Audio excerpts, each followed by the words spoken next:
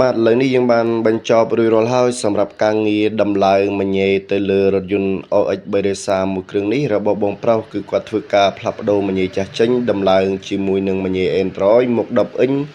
ផ្នែកខាងលើដែលមានដូចដោតតម្រូវដោយបងប្រុសជ្រើសរើសយកមក RAM 464G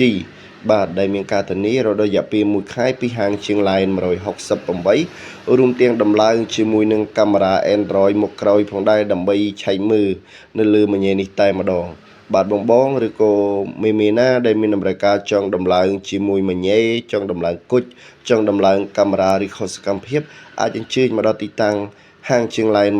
168លេងគុជឡានឬក៏អាចខលតាមលេខដែលខ្ញុំដាក់នៅខាងលើនេះផងដែរបាទបងសម្រាប់ការតម្លើងមញ៉េគឺយើងតែងតែរៀបចំតាមលក្ខណៈស្តង់ដារជូនមិនថាគុជមិនថាកាមេរ៉ាឬក៏គ្រឿងតុបតែងផ្សេងទេគឺយើងតែងតែរៀបចំជូនភ្ញៀវយ៉ាងស្អាតបាតត្រឹមត្រូវជូនផងដែរចំពោះការតម្លើងមញ៉េគឺយើងមានការធានារយៈពេល1ខែជូនបង